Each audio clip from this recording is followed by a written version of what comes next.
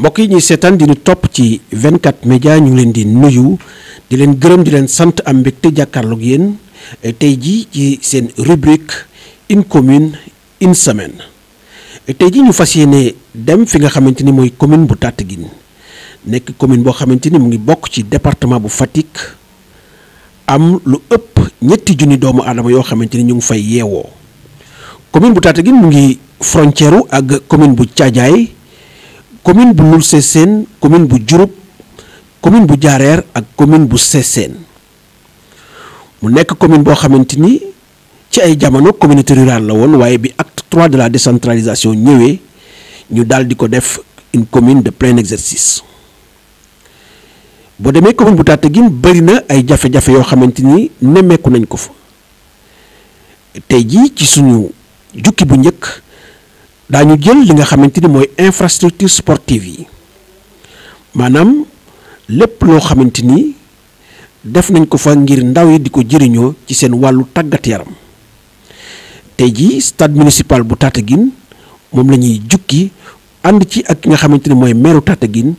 mu fas yéene dikk ak ñun ci li nga xamante ni mooy jafe-jafe yi am ci projet ministère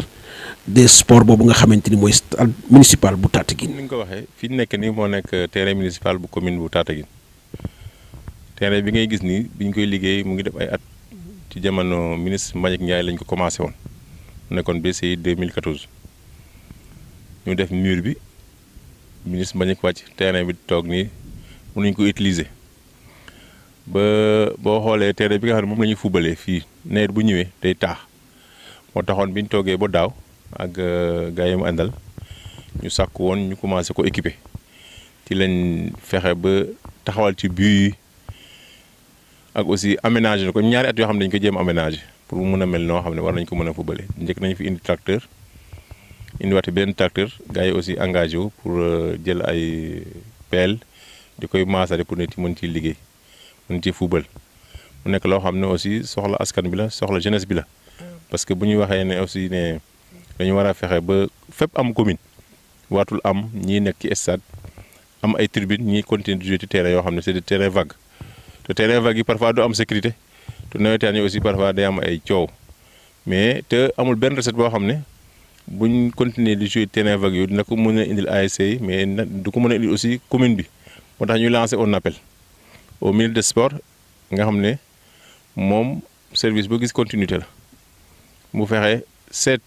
ci jeunesse bu commune Tataguine nga xam ne c'est une jeunesse très disciplinée jeunesse boo xam ne dafa engagé wu ci lépp loo xam ne day doxal dëkk bi pour mu ñëw au moins mën na fexe jàpp ba terrain municipal bi ñu liggéey ko pour mu méngoog li nga xam ne moo am ci taax yi ñun am nañ suñu yéene pour defi lu ne mais doole commune rurale yi aussi bëriwul mais terewul ci suñu budget am nañ yéene def ci au moins benn tribune nga xam ne football bu amatee ñu am fu ñu toog correctement comme ñu ngi nekk ci taax yi di seetaan match te aussi dina mën a fexe mu am lu mu indi miir baa ngi nii boo ko gisee am na ci ay parties bu dee xam dafa daanu parce que ouvrage moom bu fekkee ne liggéey bi eggul ou bien amul entretien bu yàggee day am ay yàqu-yàqu moo tax boo xoolee suñu ginnaaw da ngay xool ne miir bi daa daanu donc ñuy lancer appel état à l'image des autres communes yi nga xam ne ñu ngi koy tabax parce que yi ñu fiy tabax yëpp du commune bee ko def. ministère bi la te bu ñu waxee ministère mooy état bu ñu jàppale ñu terrain bi mun ñu ko aménager mun ñu ci defal ay tribune mun a eggale mur bi def ko de telle sorte que li ñëpp ñi nga xam ne ñëpp ku fi nekk li ngay gis feneen di koy am feneen nga mën ko am fii parce que ñun nag ci réew mi lañ bokk te bëgg nañ aussi suñu jeunes yi am na ci ay talent yoo xam ne bu leen encadré ñu nekk ci ay conditions yu baax ëllëg lépp loo xam ne sport da koy indi mën nañ fexe aussi am ci suñu wàll donc vraiment mooy message bi ñu lancé état bi. wàllu sport terrain municipal benn bi lañ ci am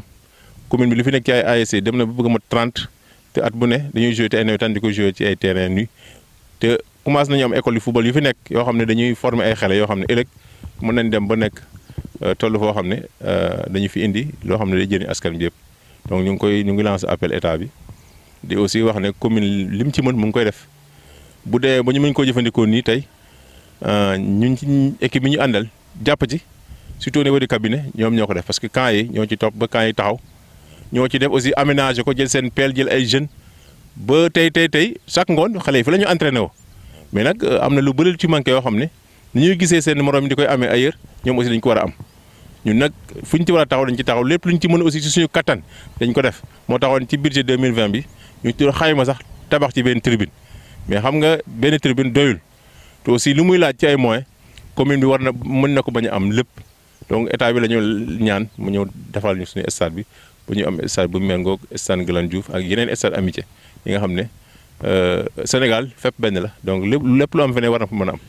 mbokk yi ñoo ko déggandoo ki nga xamante ni mooy maire bu Tataguine dikk ci lu yaatu ci li nga xamante ni mooy stade municipal bu Tataguine ak lépp loo xamante ni jafe-jafe la wër projet boobu nga xamante ni ministère des sports moo ko tàmbali woon daal di ko fa ni ñukk ni yëkk bu ñorul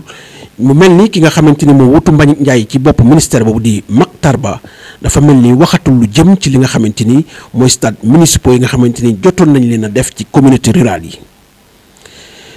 mbokk yi lii nekk na suñu jukki bu njëkk waaye daañu dikk ci loo xamante ni moo gën a yaatu ci yeneen jafe-jafe yi nga xamante ni nemmeeku nañ ko ci commune bu Tataguine daañu wax ci li nga xamante ni mooy piste de désenclavement yi ndax saa su ndox laale suuf bari na ay dëkk yu nekk biir Tataguine yoo xamante ni dootuñu mën a dem ci dispensaire yi dootuñu mën a dem ci li nga xamante ni mooy luuma yi ndax seen yoon yëpp dafay dagg. waaye itam dinañ wax ci li nga xamante ni mooy électrification rurale bari na ay dëkk yoo xamante ni ñu ngi ci commune bu Tataguine loolu yi di courant nga xamante ni ñëpp dañ ko soxla ci jamono yu ñu toll ñoom jotaguñu ci waaye itam daañu dikk ci li nga xamante ni mooy wàllu école bi ak également ci wàllu santé mbokk yi li mooy une commune une semaine daañu wër réew mi dem ci bépp commune boo xamante ne soxla na ko ñu ñëw dikk waxtaan ak ñoom génn lépp loo xamante ni jafe-jafe la weer ko ba ñi nga xamante ni ñoo ŋànk réew mi mën koo xam ngir indi ci ay safara ñu ngi leen di gërëm di leen sant 24 média di leen jox dig daje ba beneen yoon.